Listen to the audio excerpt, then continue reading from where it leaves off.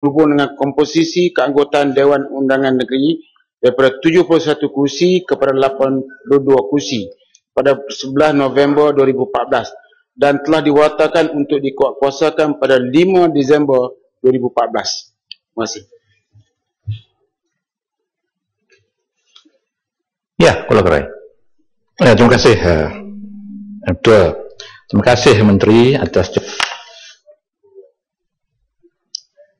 jawapan yang begitu sempurna. Cuma ada beberapa persoalan yang saya ingin tanyakan. Proses persepadanan ini yang sedang berlangsung sedang dipertikaikan dalam mahkamah.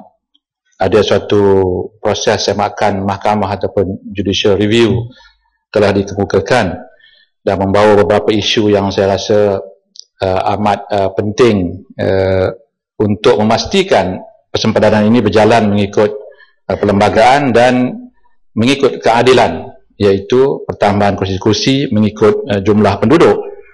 Apa yang diperhatikan, penambahannya banyak berlaku di kawasan luar bandar yang sudah pun memberikan kesan tidak seimbang di antara kursi-kursi di negeri Sarawak. Jadi oleh kerana proses mahkamah ini sedang berjalan, yang mana penekanannya diberikan kepada proses di mana sempadan negeri ini mengambil ataupun memakan sebahagian kawasan-kawasan parlimen, menukar sempadan parlimen, yang mana ini memerlukan kita di Dewan ini yang memutuskannya sebelum dibuat demikian. Jadi apakah sebab mengapa SPR tidak mahu menunggu proses semakan mahkamah ini yang akan berlangsung esok, betul-betul, ya, 19 Mac, sebelum mereka meneruskan, kerana apa-apa keputusan yang berpihak kepada pemohon akan menyebabkan seluruh proses ini berbalik kepada step yang pertama. Jadi minta Perdana Menteri jawab. Datuk Yang Di-Pertua, saya nak kena baca ini untuk membolehkan kita lihat peraturan yang membolehkan SPR membuat keputusan mengenai persempadanan Dewan Undangan Negeri Sarawak yang dipindah daripada 71 kursi kepada 82 kursi. Selaras dengan keputusan Dewan Undangan Negeri Sarawak yang meluluskan pindaan undang-undang ke atas pasal 2 perkara 14 Perlembagaan Negeri Sarawak berhubung dengan komposisi Dewan Undangan keanggotaan Dewan Undangan Negeri daripada 71 kepada 82, SPR perlu menjalankan urusan kajian semula persepadanan bagi bahagian-bahagian pilihan raya Negeri Sarawak.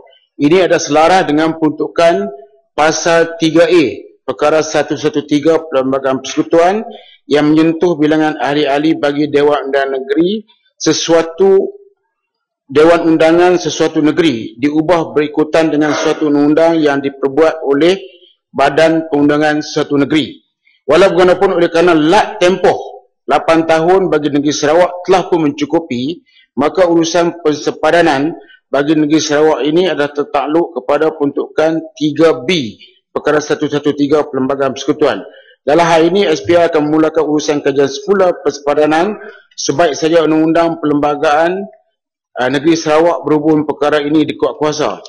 Oleh kerana ia melibatkan peruntukan perlembagaan persekutuan di bawah pasal 3B perkara 113, maka notis persepadanan yang dikeluarkan oleh SPR adalah di bawah perkara 2 perkara 113 Perlembagaan Persekutuan. Apabila notis ini dikeluarkan, SPR perlu menyiapkan kajian tersebut dalam tempoh tidak melebihi 2 tahun dari tarikh bermulanya kajian. Keputusan yang dibuat oleh Dewan Undangan Negeri Sarawak ini adalah selaras dengan Perlembagaan Persekutuan dan Perlembagaan Negeri Sarawak. Jadi yang paling penting sekarang ni, SPR setelah setelah Dewan Undangan Negeri Sarawak membuat perubahan, dia SPR mengikut perkara 3B 113 Perlembagaan Persekutuan. Kalau tak cukup tempoh 8 tahun, dia akan mengikut perkara 3A 113 Perlembagaan Persekutuan. Dia ikut proses ini. Dan dalam proses 2 tahun ini, SPR mesti siap dalam masa 2 tahun. Tetapi kalau sekiranya SPR boleh selesaikan sebelum 2 tahun setelah siapnya proses yang kedua. Kita ada di Dewan Rakyat pun, kalau kita nak mula pun kita kena ikut proses tersebut. Setelah tamat tempoh kajian SPR, ianya akan dibawa ke Dewan Rakyat untuk dipertimbangkan. Dalam kes Sarawak, ia pulang kepada SPR. Dalam tempoh 2 tahun SPR kena siap, dan setelah siap dibawa kepada Dewan Undangan Negeri Sarawak untuk diluluskan, dan selepas itu mereka boleh membuat pilihan raya berdasarkan jumlah kursi baru yang telah diluluskan. Proses ini diikuti, dan semua sekali komplain ataupun bantahan yang dibuat akan diikuti prinsip-prinsip yang telah ditetapkan oleh SPR. 4 prinsip utama yang akan dipertimbangkan oleh SPR sebelum membuat apa-apa perubahan. Yang Amat Pasir Gudang.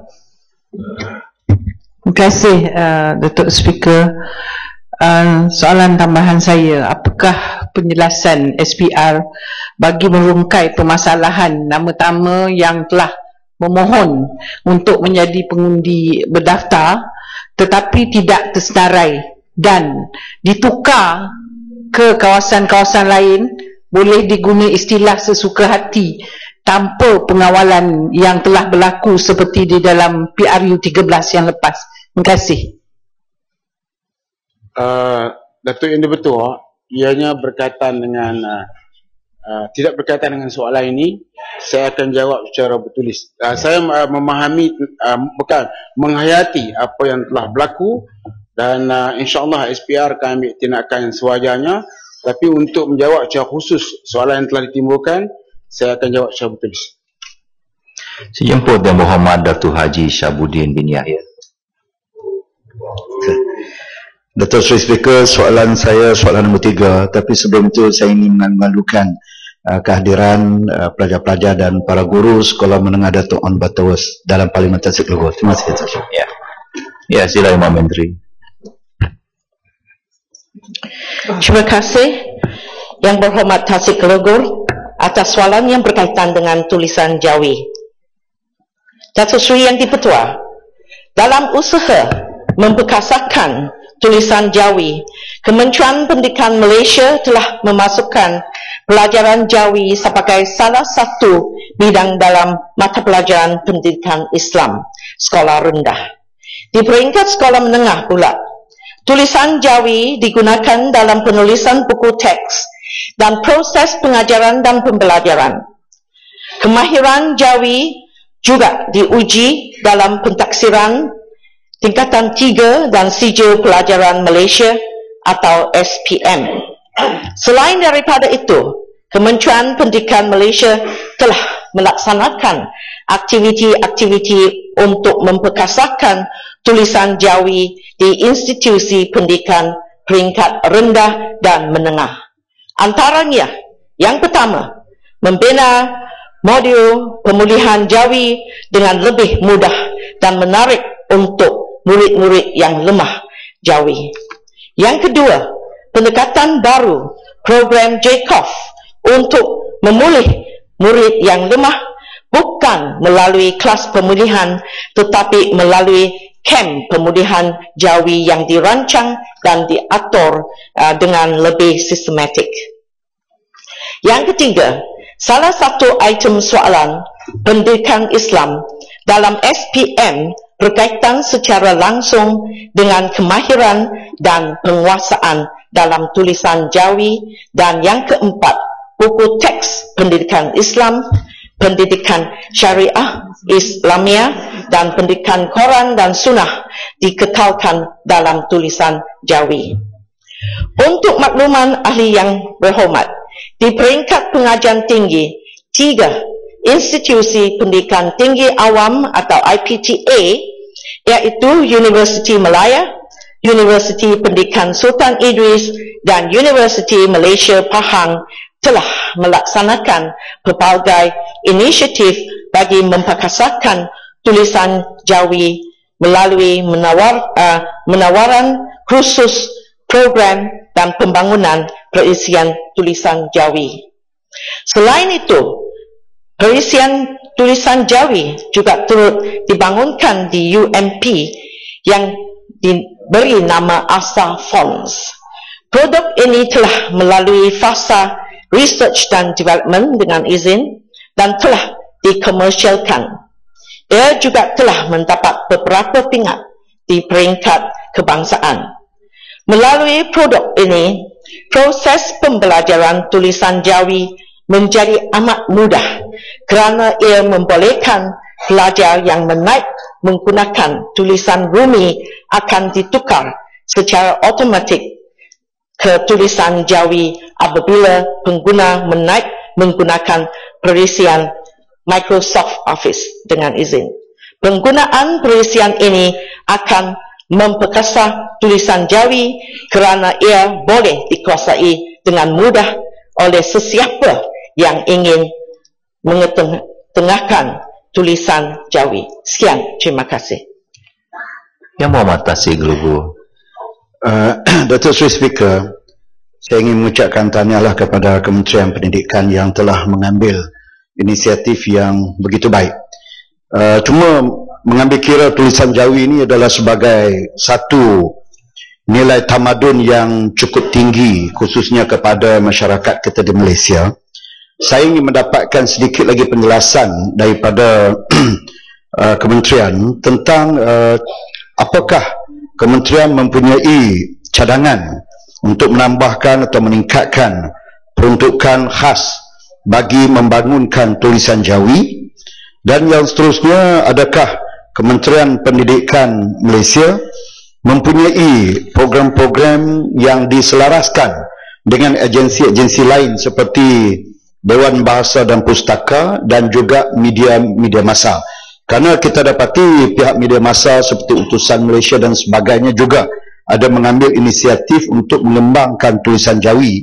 Jadi sejauh manakah perkara ini dilakukan secara end-boss, ya, secara Blue Ocean Strategy dengan Kementerian Pendidikan, dan apakah inisiatif yang telah dilaksanakan untuk menggalakkan minat penghayatan terhadap tulisan Jawi sebagai warisan sastra di kalangan pelajar-pelajar bukan Melayu, bukan Islam. Terima kasih. Terima kasih Yang Berhormat. Berkaitan dengan soalan yang berkaitan dengan 3 perkara. Perkara yang pertama ada berkaitan dengan bajet, dan memang pendidikan agama diberi tumpuan dalam bajet tahun 2015.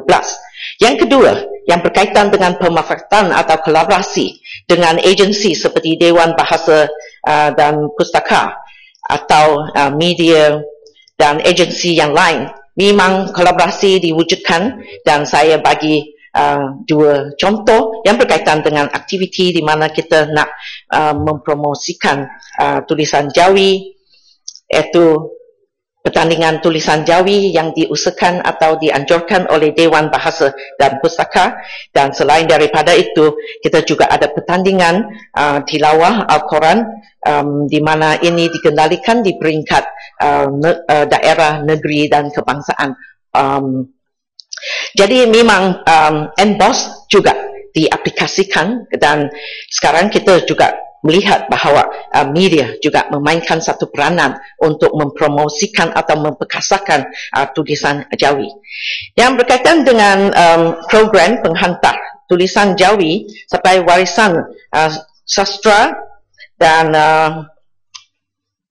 budaya di kalangan pelajar bukan Melayu. Jadi ini adik pelajar sebenarnya Kementerian Pendidikan Malaysia tidak menghalang untuk murid-murid atau pelajar bukan Islam mempelajari bahasa Arab. Jadi ini mengikut kelas bahasa Arab elektif. Ini memberi satu pendedahan kepada pelajar yang bukan Islam untuk belajar tulisan Jawi. Dan sekiranya saya rujuk kepada data murid yang bukan Islam yang mengambil mata pelajaran elektif bahasa Arab di sekolah kebangsaan, saya boleh melihat bahawa ini memberi satu data yang begitu menggalakkan. Saya bagi satu contoh untuk tahun 1 pada tahun 2014, seramai 7,720 orang pelajar yang bukan Islam ambil bahasa Arab dibandingkan dengan seramai 5,170 orang murid bukan Islam untuk mengambil bahasa Cina. Sekian, terima kasih. Sejumpa Yang Berhormat Tuan Samsul Iskandar bin Muhammad Hakim. Bismillahirrahmanirrahim. Assalamualaikum warahmatullahi wabarakatuh. Salam sejahtera. Terima kasih Datuk Yang Ketua. Hang debat hang kasturi hebat dan pencak bila bertempat. Untuk Yang Berhormat Menteri, soalan saya nombor 4. Ya, sila Yang Berhormat Menteri. Tahan pantun orang Melaka. Bagi pantun Sabah Yang Mat Saleh ke? Saya tak pandai berpantun. Bismillahirrahmanirrahim. Assalamualaikum warahmatullahi wabarakatuh. Selamat pagi, salam sejahtera. Terima kasih Tuan Yang Ketua dan terima kasih kepada Yang Berhormat Bukit Katil. Tuan Yang Ketua, kerajaan amat prihatin terhadap cabaran yang dihadapi oleh golongan orang kurang upaya, terutamanya daripada segi peluang pekerjaan. Menyadari bahawa pekerjaan merupakan aspek yang penting bagi membolehkan seseorang individu termasuklah OKU menjalani kehidupan yang berkualiti dan berdikari serta diintegrasikan dalam masyarakat.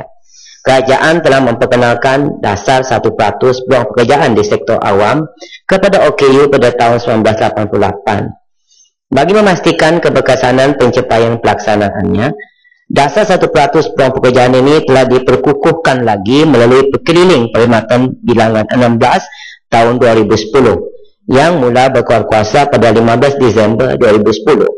Usaha ini merupakan inisiatif kerajaan untuk membuka lebih banyak peluang pekerjaan dalam sektor awam kepada golongan OKU yang berkelayakan.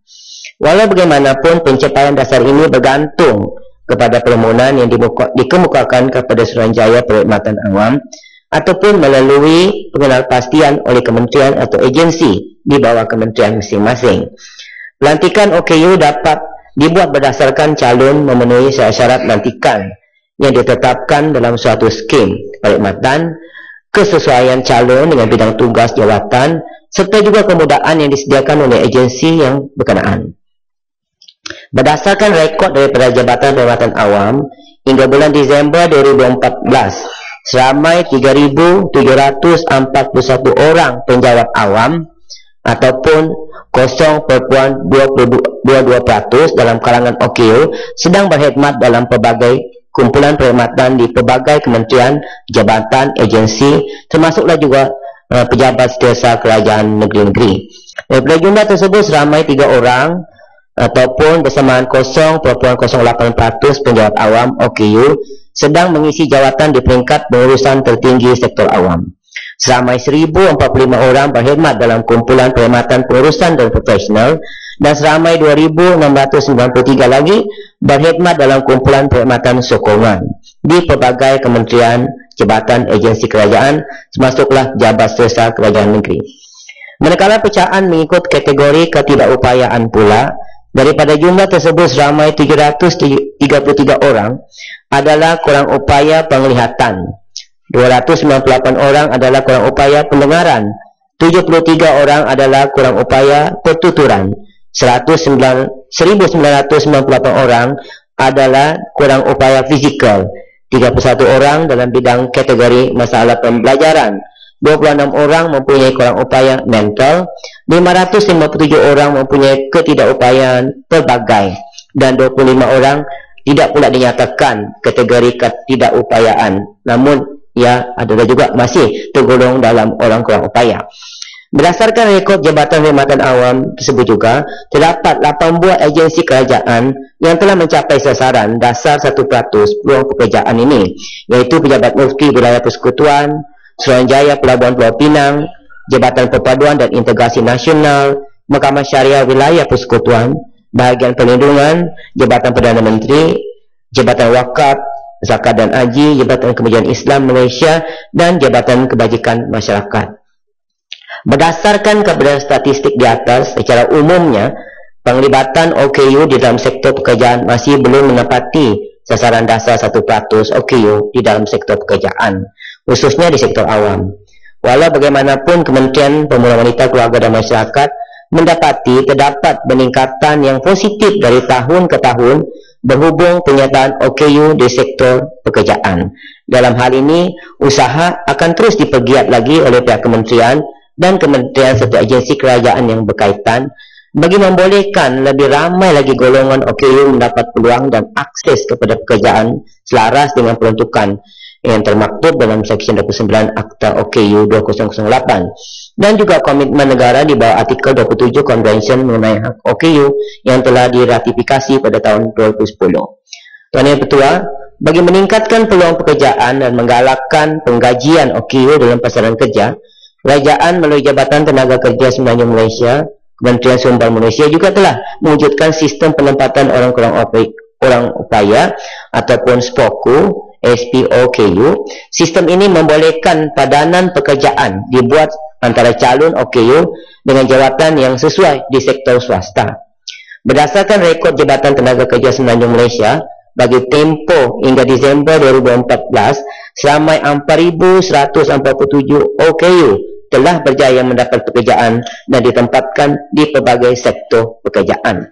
Adalah menjadi harapan kementerian dengan adanya dasar 1% ini, SPOKU dan juga insentif bagi menggalakkan OKU bekerja sendiri ataupun menceburi bidang perniagaan, ini akan dapat meningkatkan lagi peluang pekerjaan golongan OKU untuk meningkatkan lagi kualiti hidup mereka dan seterusnya menjadi ejen penyumbang kepada pembangunan negara kita. Terima kasih. Yang Muhammad Bukit Katil. Terima kasih Datuk Ketua, terima kasih Pak Menteri. Saya dengar dengan treaty tadi dan difahamkan berdasarkan jawapan Menteri, dasar ini mula diperkenalkan pada tahun 1988. Jadi setelah 27 tahun, kerajaan masih lagi gagal untuk mencapai sasaran 1%. Yang dimaklumkan tadi hanya 8 agensi kerajaan, yang pada saya ini menunjukkan ketidakseriusan kerajaan bagi menangani dan membantu warga OKU ini. Salah satu daripada aspek akses kepada pekerjaan ni, saya difahamkan dasar OKU negara juga menggalakkan OKU untuk bekerja sendiri atau berdikari. Jadi soalan tambahan saya, apakah peluang-peluang ataupun latihan yang disediakan oleh kerajaan misalnya untuk membantu mahasiswa OKU yang ingin bekerja sendiri, dan apakah ada insentif ataupun dana-dana khusus yang diperuntukkan? Dan saya percaya kalau kerajaan boleh membelanjakan 465 juta ringgit untuk membiayai kapal terbang baru Perdana Menteri, saya ingat boleh juga kerajaan sediakan dana yang mencukupi untuk membantu warga OKU. Terima kasih. Terima kasih Bukit Katil yang begitu prihatin dengan golongan orang kurang upaya ni. Tapi tak payahlah kita campur adukkan dengan kapal terbang. Kita bercakap dengan OKU ni betul-betul lah, artinya dengan niat kita yang ikhlas nak menolong. Kapal terbang Presiden Obama pun rakyat mereka tidak cakap apa-apa pun. Hairanlah Malaysia ni. Itulah Malaysia ni. Apa macam mana pun, kita di kerajaan ni memang kita amat prihatin dengan berbagai golongan yang ada dalam negara kita Malaysia ni, termasuklah juga golongan orang kurang upaya ni. Seperti mana saya sebut tadi yang berhormat ya, pada tahun 2010 dikeluarkan lagi satu keliling untuk meminta supaya semua kementerian, agensi, jabatan kerajaan kita menengok kepada keperluan orang kurang upaya. Pastikan kita dapat capai 1% ini sekurang-kurangnya. Dan saya ingin maklumkan bahawa memang sudah banyak kementerian yang hampir-hampir sampai ke situ. Memang ramai. Tapi kita tidak berpuas hati. Kita mau teruskan, pastikan lagi. Oleh kerana itu, kita ada jawatan kuasa pekerjaan di bawah Majlis Kebangsaan bagi OKU yang telah kita tubuhkan, yang mana diterajui oleh Kementerian Sumber Manusia dan menjadi jawatan kuasa ahlinya ialah Jabatan Perkhidmatan Awam JPA dan juga Jabatan Kebajikan Masyarakat. Ya, dan baru-baru ini pada Oktober tahun lalu JPA telah pun mengadakan perbincangan dengan ahli jawatan kuasanya semua termasuk JKM untuk membincangkan dan menengok semula kedudukan pencapaian 1% ini. Dan mereka juga telah bersetuju untuk mengadakan kajian dan soal selidik status pegawai-pegawai OKU dalam perkhidmatan awam dan mengkaji semula mekanisme yang berkesan untuk mencapai 1% peluang pekerjaan di sektor awam kepada OKU. Berartinya kita tidak duduk diam, Yang Berhormat. Kita mau tengok apa yang telah kita putuskan ini rasanya mesti akan dapat kita capai. Jadi Yang Berhormat semua boleh membantu kita lah dalam hal-hal seperti begini.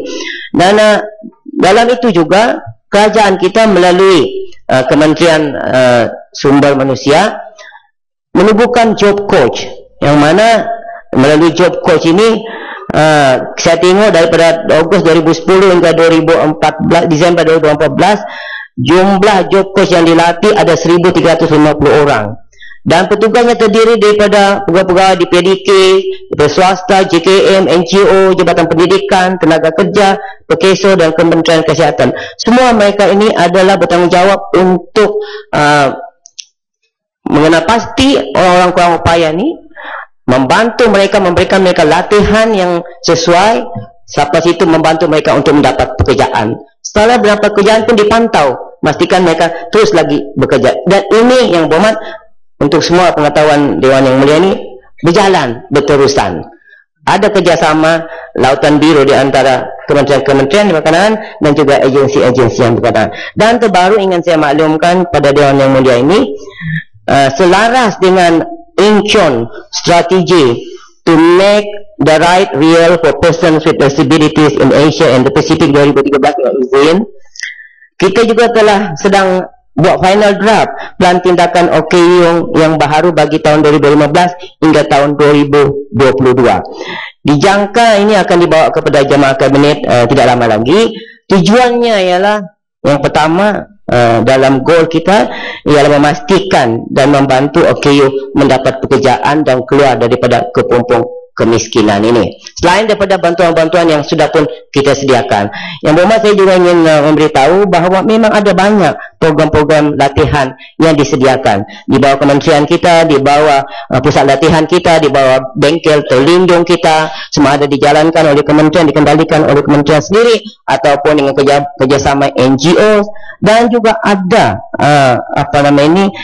insentif disediakan oleh kerajaan. Misalnya di kementerian kita ada grant pelancaran tersedia, iaitu 2,700 bagi mereka yang nak memulakan perniagaan untuk OKU. Terkiralah OKU yang dilatih daripada pusat latihan ataupun mereka yang telah pun berizazah. Dan selepas itu Kementerian Sumber pula Manusia menyediakan lagi grant untuk mereka untuk membesarkan lagi perniagaannya.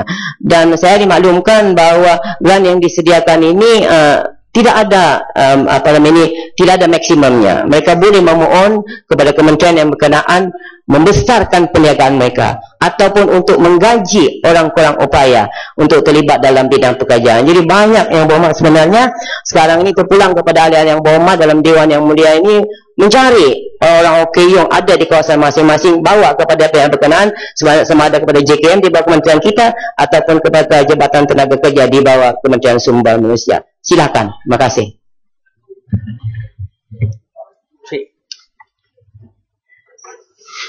Yang Berhormat Masjid Tanah. Terima kasih Tuan Speaker. Soal OKU ini amat dekat di hati saya kerana saya di Pejabat Parlimen pun mempunyai seorang pekerja OKU, dan saya ucapkan ribuan terima kasih kepada pihak Timbalan Menteri kerana telah menjawab dan juga telah memaklumkan betapa banyaknya insentif yang diberikan oleh pihak kerajaan. Soalan saya telah pun sebenarnya dijawab oleh Yang Berhormat Timbalan Menteri, tetapi saya ingin bertanyakan soalan lain. Apakah pemantauan yang dilakukan oleh pihak kementerian di dalam berlakunya penyelewengan yang diambil kesempatan oleh pihak-pihak yang tidak bertanggungjawab, yang mana pada ketika dan waktu ini di hadapan Persatuan Orang Buta Malaysia MAB telah beraraknya 150 ke 200 orang buta yang dan juga OKU yang menyatakan bahawa penyelewengan telah berlaku dalam persatuan yang melibatkan MAB, dan apakah pemantauan yang dibuat supaya tidak ada orang mengambil kesempatan di atas kesempitan yang dialami oleh pihak OKU. Terima kasih. Terima kasih Yang Berhormat Masjid Tanah. Masjid Tanah. Saya ucapkan pertamanya tahniah lah kerana telah pun mengambil tindakan dan langkah yang begitu baik sekali selaras dengan dasar kita menggajikan orang-orang upaya di pejabat yang berhormat. Tahniah. Berkenaan dengan pemantauan ini, pertamanya kita lebih suka kalau boleh setiap badan-badan ataupun NGO yang terlibat dengan orang-orang upaya ini, mereka ni kata orang self-supervise ataupun memantau diri mereka sendiri, kerana mereka jujur dan tulus, kerana mereka menerima bantuan daripada pihak kerajaan supaya apa juga yang diberikan oleh kerajaan kepada mereka ini mereka gunakan sebaik-baiknya untuk kebajikan dan manfaat kumpulan sasar mereka ataupun ahli-ahli mereka.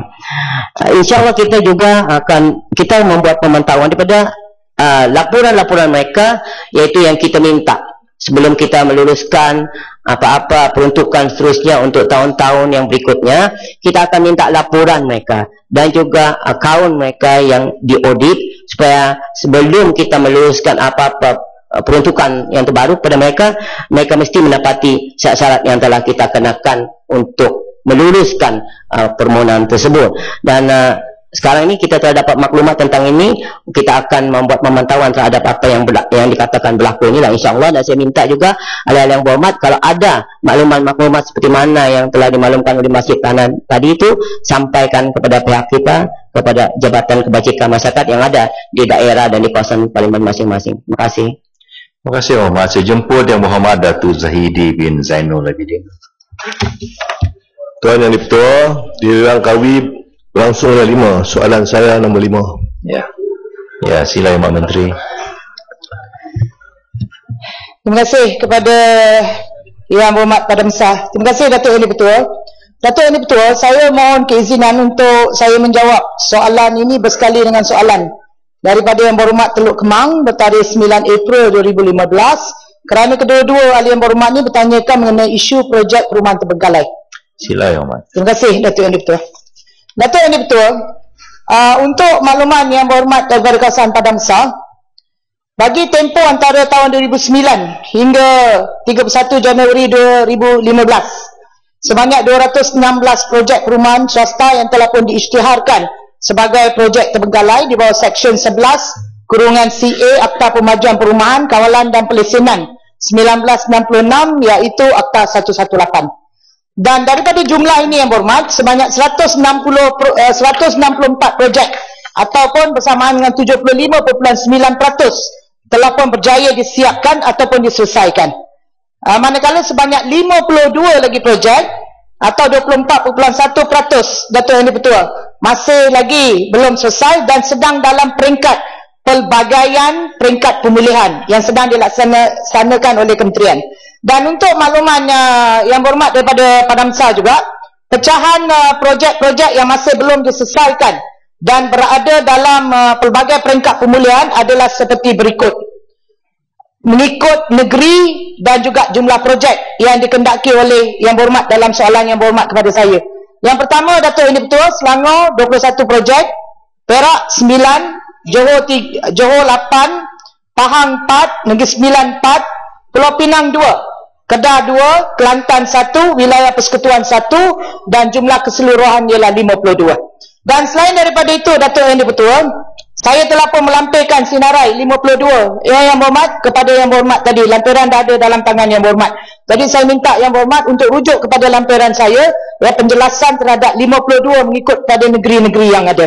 Datuk Yang Dipertua, untuk makluman Dewan Yang Mulia ini, secara khususnya kepada soalan yang dibangkitkan oleh ahli Yang Berhormat daripada kawasan Teluk Kemang, kerajaan telah pun membuat pindaan kepada Akta 118 di Dewan Yang Mulia ini bagi menambah baikkan lagi aspek perundangan dan penguatkuasaan ke atas mana-mana syarikat pemaju yang tidak bertanggungjawab, termasuklah tindakan terhadap pemaju yang menyebabkan sesuatu projek pemajuan itu terbengkalai.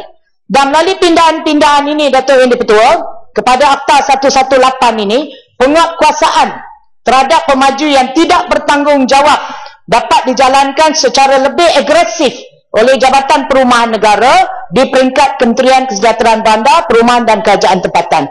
Dan selain daripada itu, Datuk Yang di-Pertua, walau bagaimanapun pindahan-pindahan tersebut masih lagi belum dapat dikuatkuasakan pada masa ini, kerana pindahan ini perlu dikuatkuasakan bersekali dengan Akta Pengurusan Strata 2013 iaitu Akta 757 dan Akta Hak Milik Strata Pindahan 2013 Akta 318. Dan sehingga kini untuk makluman yang berhormat daripada kawasan Teluk Kemang, walaupun dia tak ada, tak apa, untuk makluman kepada semua ahli yang berhormat, termasuklah daripada Padang Besar, setakat ini Datuk Yang di-Pertua, pihak kementerian telah pun mengadakan perbincangan dengan semua kerajaan negeri bagi pelaksanaan Akta 757 ini dalam mesyuarat Majlis Negara Kerajaan Tempatan yang dipengerusikan oleh Yang Amat Berhormat Timbalan Perdana Menteri. Dan selain daripada itu ialah untuk kerajaan, semua kerajaan negeri membentangkan satu resolusi di peringkat Dewan Undangan Negeri masing-masing, ya, untuk mendapatkan kelulusan dalam Dewan Undangan Negeri, negeri-negeri yang berkenaan.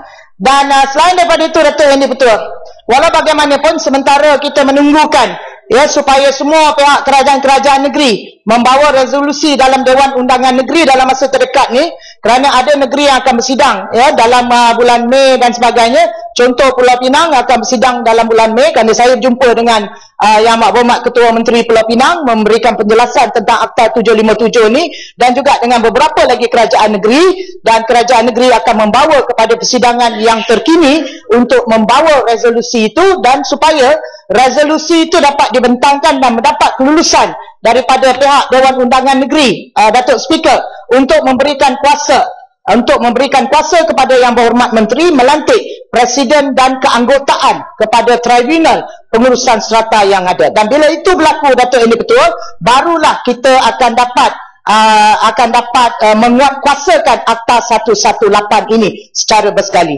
Dan selain daripada itu, Datuk Yang di-Pertua, sementara menunggu proses ini berlaku di peringkat kerajaan-kerajaan negeri, maka tindakan yang diambil oleh pihak kementerian terhadap pemaju yang mengakibatkan projek perumahan terbengkalai adalah, yang pertama, menyinarai hitamkan semua pemaju dan juga ahli lembaga pengarah yang terbabit.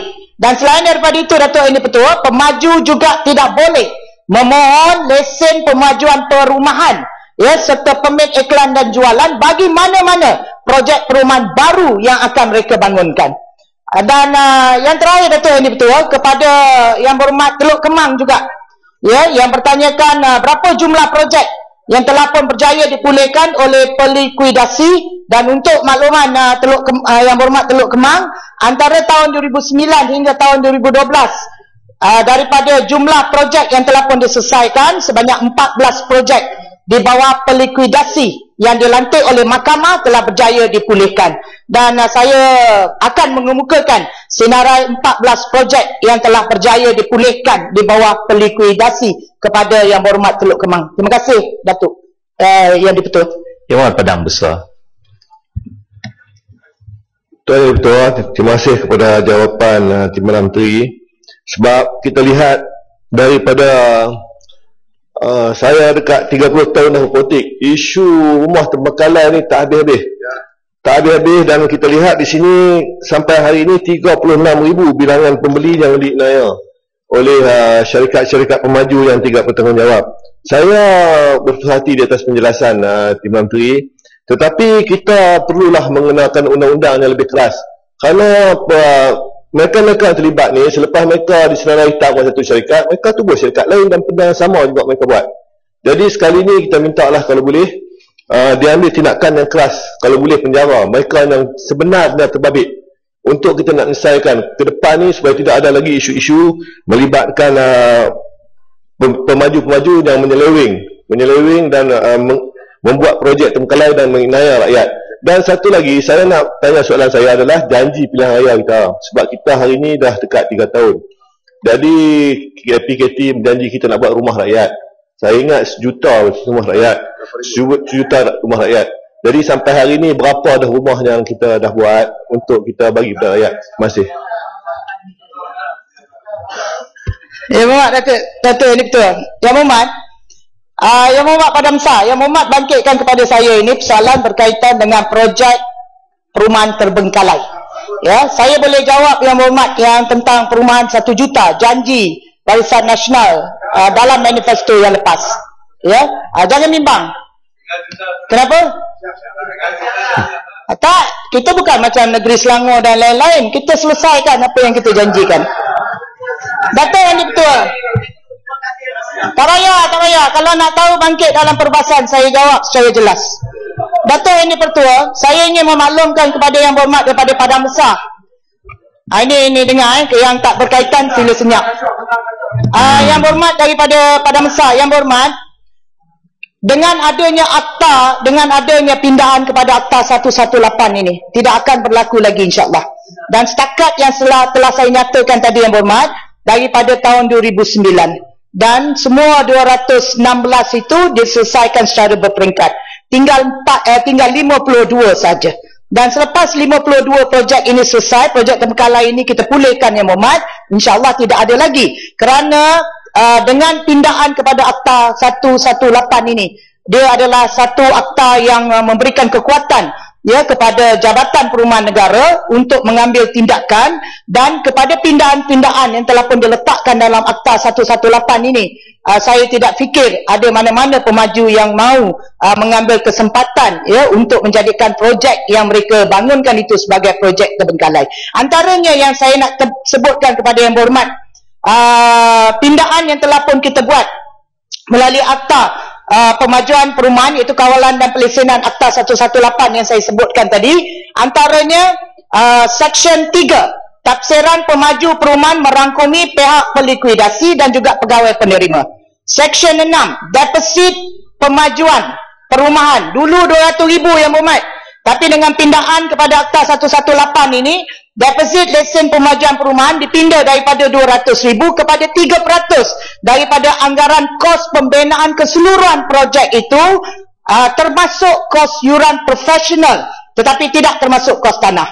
Dan selain daripada itu juga, saya ingin memaklumkan kepada yang berhormat, di bawah Seksyen 8, pembeli, sekarang ni tak boleh, pembeli boleh secara individu memohon untuk menamatkan mana-mana perjanjian jual beli daripada bila-bila masa sekiranya pembeli mendapati bahawa tidak ada sebarang pemajuan ke atas pemajuan pembinaan secara berterusan di atas tapak yang dibeli oleh mereka selama tempoh 6 bulan atau lebih selepas perjanjian itu ditandatangani, dengan syarat perlu mendapat perakuan daripada pengawal perumahan, iaitu daripada kementerian, dan mendapat persetujuan secara bertulis daripada pihak pembiaya. Maknanya, kalau dalam tempoh 6 bulan kita tengok tak ada apa berlaku kat atas tapak kita, pembeli boleh ya atas dirinya boleh membatalkan perjanjian jual beli. Sekarang ni tak ada. Jadi dengan peruntukan 118 ni yang berhormat, banyak perkara yang akan memberikan kekuatan kepada pembeli, termasuklah subsection 16N, iaitu tuntutan boleh dibuat ya di tribunal tuntutan tuntutan perumahan ya yang boleh dibuat oleh pembeli yang merangkumi pemaju perumahan yang tidak berlesen sekali. Jadi kalau saya nak baca ni kan banyak, saya akan bagikan kepada yang berhormat tentang pindahan-pindahan di bawah akta 118 yang akan dapat memberikan keyakinan kepada pembeli bahawa kita tidak akan membenarkan lagi ya, tidak akan membenarkan dan tidak akan meletakkan ruang kepada mana-mana pemaju perumahan ya untuk mereka mengambil kesempatan dengan menjadikan projek mereka sebagai projek terbengkalai. Terima kasih yang berhormat. Yang Muhammad Bakri. Terima kasih Datuk Seri Dr. Speaker yang dihormati dan budiman. Ya.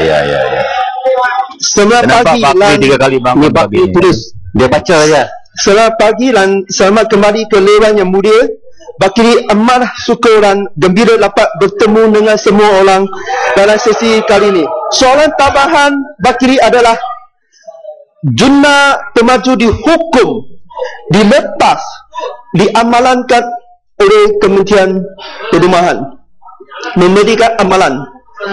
Ya, dapat pemaju dihukum, jurnal dihukum oleh kementerian dan dilepaskan oleh kementerian, dan pemaju memberikan amalan oleh Kementerian Perumahan. Sekian, terima kasih.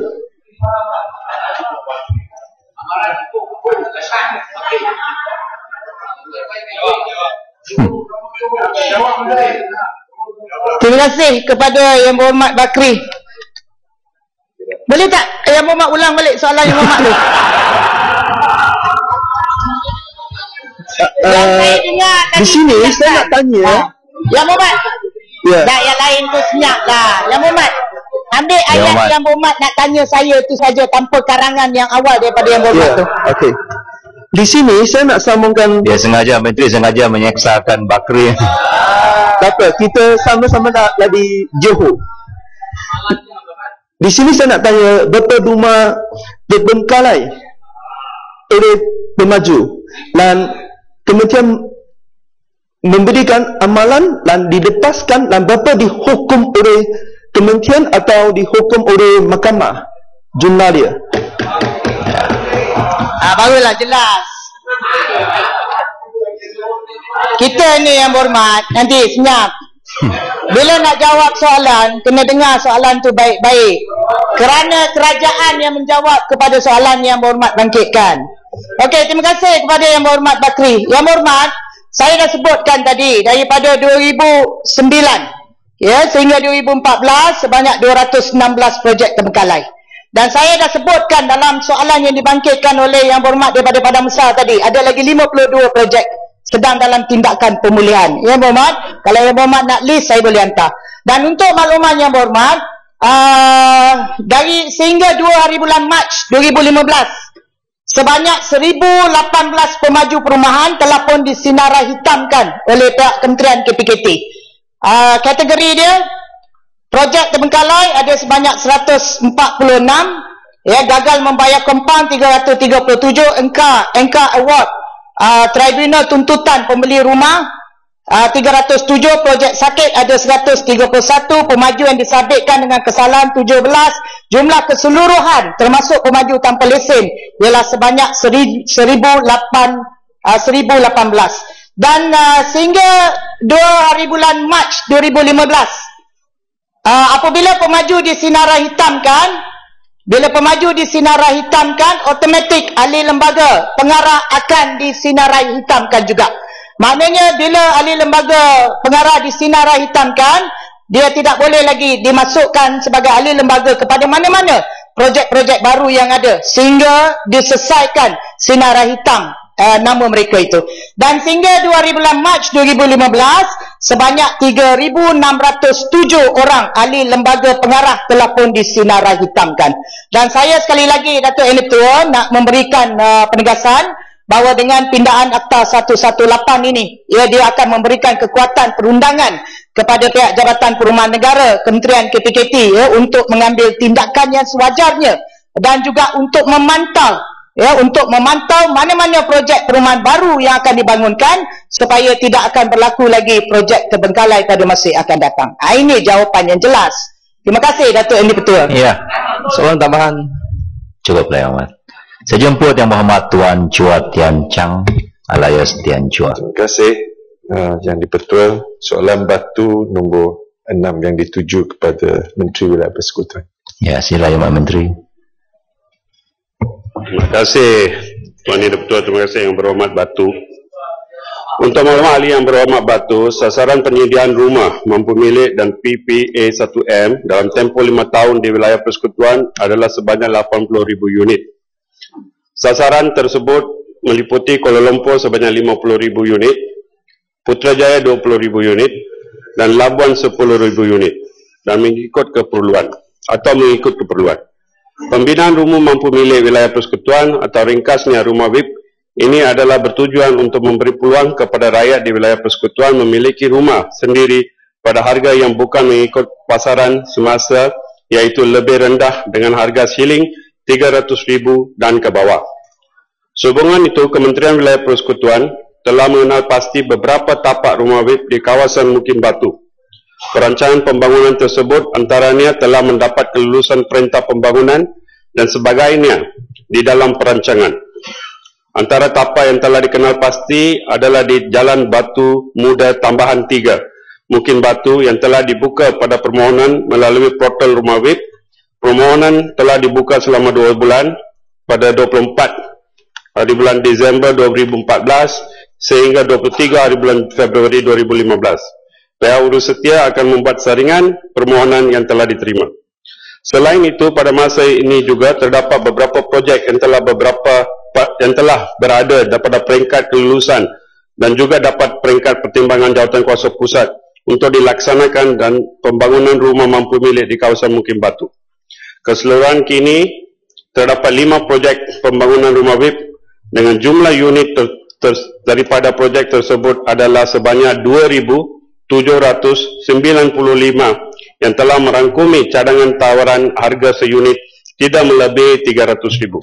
Sebagai makluman ahli yang berhormat Batu, DBKL sedang di peringkat akhir untuk melaksanakan satu projek rumah WIP yang telah diluluskan, iaitu di lot 146 Mukim Batu, Bandar Baru Sentul dengan jumlah unit sebanyak 250 pada harga kurang daripada 300,000 seunit.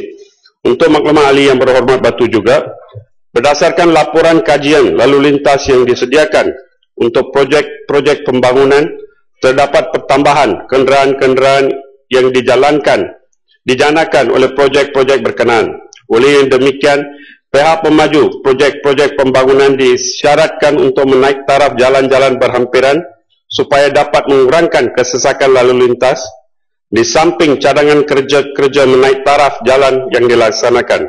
Pengangkutan awam seperti KTM komuter dan LRT telah pun dilaksanakan di samping projek MRT yang akan juga dilaksanakan bagi mengurangkan masalah kesesakan lalu lintas. Terima kasih. Muhammad Batu. Terima kasih kepada jawapan Menteri.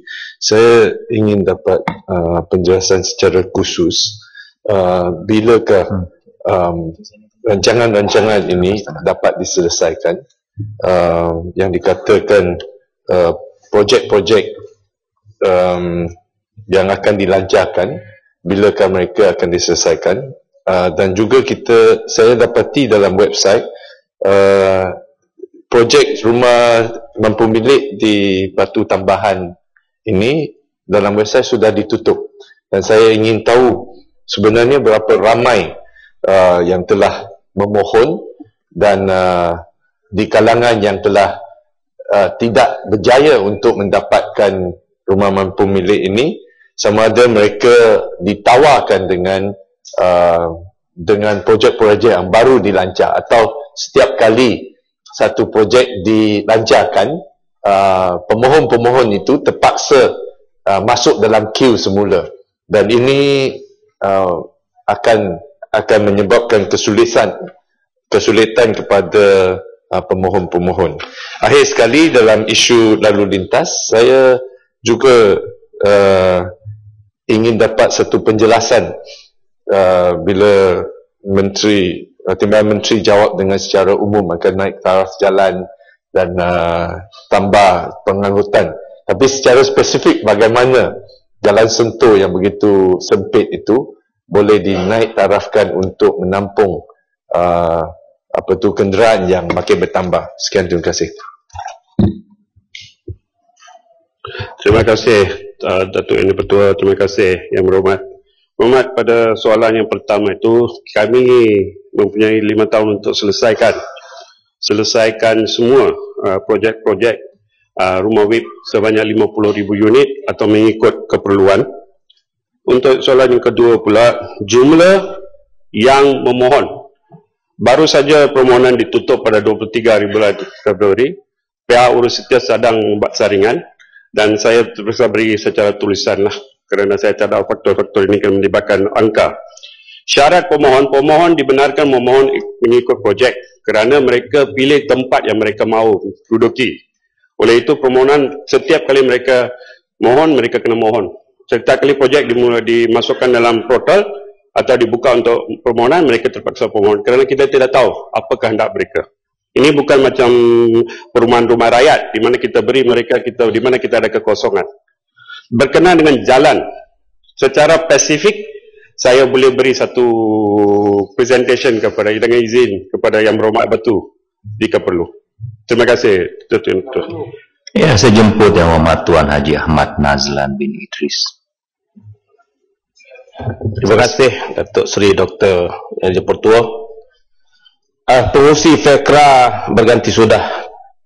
Semoga pesertanya mendapat kesan.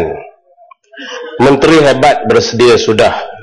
Soalan 7 pohon penjelasan. Terima kasih. Ya, sila Yang Menteri. Terima kasih. Pengurusi FECRA berganti sudah. Ya, tidak pengurusi menjawab. Okey, selamat pagi Yang Berhormat Jalan Tut dan Tuan Yang Di-Pertua untuk menjawab soalan. Pada ketika ini FECRA belum bercadang untuk memberikan pendapatan minima kepada peserta secara bulanan. Ini adalah kerana kadar keuntungan hasil tanaman sumber pendapatan peserta adalah bergantung kepada faktor pergerakan harga komoditi dan produktiviti tahunan projek. Dan sebaliknya, FECRA telah melaksanakan konsep agihan pendapatan kepada peserta melalui bayaran dividen berdasarkan kepada luas pegangan setiap seorang dengan kaedah pembayaran sebanyak 3 kali setahun. Pembayaran adalah disalurkan terus kepada peserta melalui akaun masing-masing. Sekian, terima kasih. Ya, Jalan Tut. Terima kasih Datuk Speaker. Umum mengetahui bahawa peserta yang mengikuti skim FECRA ini terdiri daripada pelbagai peringkat umur. Ada di antara mereka yang berusia emas dan juga di antara mereka ini yang sepenuhnya mengharapkan pendapatan daripada FECRA. Apakah usaha-usaha yang dibuat oleh FECRA untuk membantu golongan seperti ini yang pada ketika pendapatan mereka menjunam? Sebagai contoh, pada satu ketika pernah FECRA memberi RM150 untuk 3 bulan. Jadi purata RM50 sebulan. Dan apakah bantuan-bantuan terus yang boleh disampaikan oleh pihak FECRA kepada peserta yang telah saya kemukakan tadi? Terima kasih. Untuk golongan warga emas mana yang ditanya oleh Yang Berhormat Jalan Tut tadi, FECRA belum ada kaedah untuk membantu mereka luar daripada dividen yang yang seperti mana telah disebut atau dalam jawapan tadi yang 3 kali setahun tu.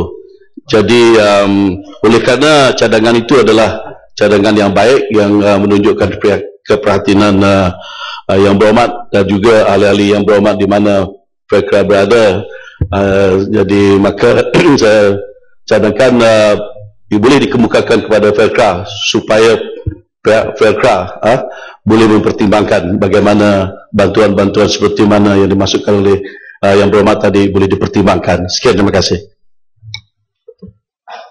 Yang Berhormat Lumut. Terima kasih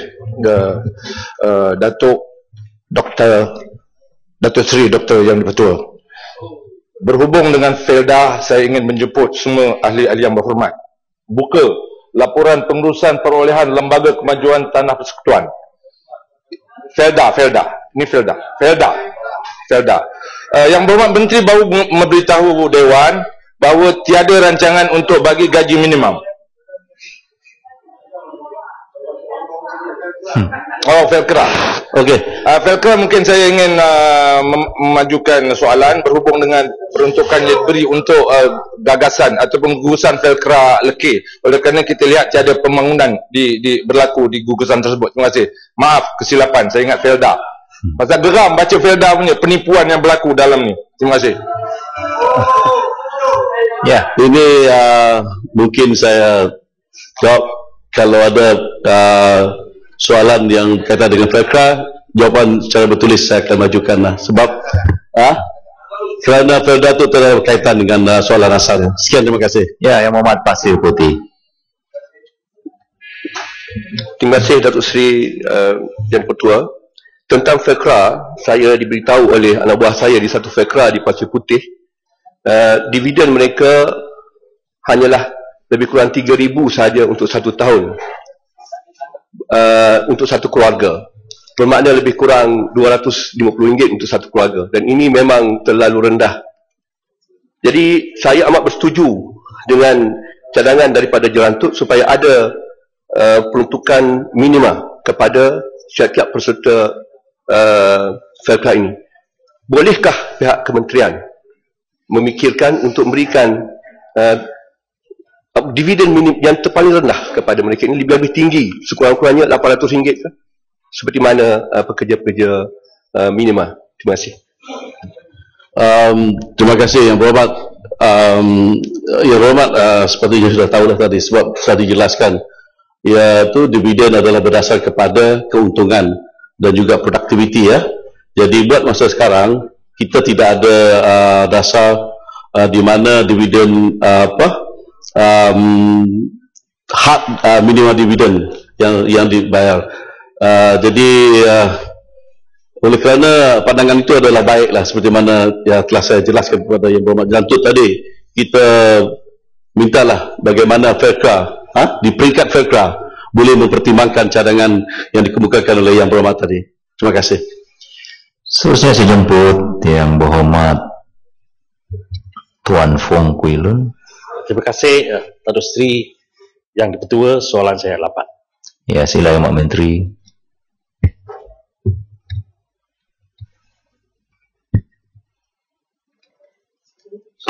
Terima kasih Datuk Yang Tua.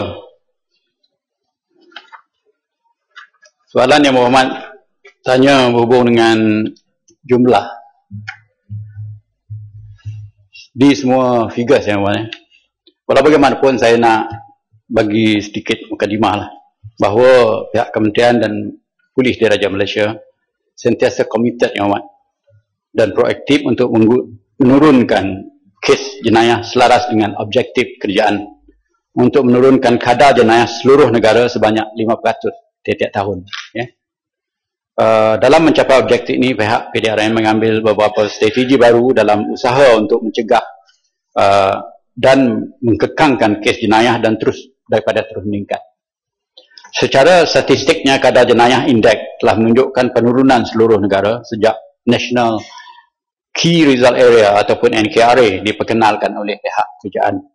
Berkaitan kadar jenayah di Bandar Kuala Lumpur telah menunjukkan penurunan, iaitu pada tahun 2012 sebanyak 23,022 kes kepada 22,319 kes pada tahun 2013. Penurunan sebanyak 703 kes bersama 3.1%. Yang Amat. Pada tahun 2014 pula, angka tersebut terus menunjukkan penurunan kepada 18,293 kes. Penurunan sebanyak 4,026 kes bersamaan 18% menurun. Sementara itu, bagi bandar besar dikenal pasti mencatatkan jenayah. Jadi bandar-bandar ni bukan semua bandar di seluruh Malaysia. Yang kita kenal pasti bandar yang mempunyai nisbah jenayah yang tertinggi ya. Tertinggi sepanjang tahun dalam negara juga telah menunjukkan penurunan seperti berikut. Negara bandar-bandar yang disebutkan saya tadi, iaitu di atas Petaling Jaya daripada tahun 2012 8,111, tahun 2013 8,067 dan tahun 2014 6,487. Sementara Johor Baru Selatan, nah ini bandar-bandar yang disebut pada tahun 2012 5,196, 2013 4,599 dan 2014 4,151. Bukit Mertajam 2,931 2012 dan 2,893 2013 dan 2,791 2014. Ipoh 3,401 2012, 2,759 2013 dan 2,756 2014. Kuantan 2,772 12 tahun 2012, 2,511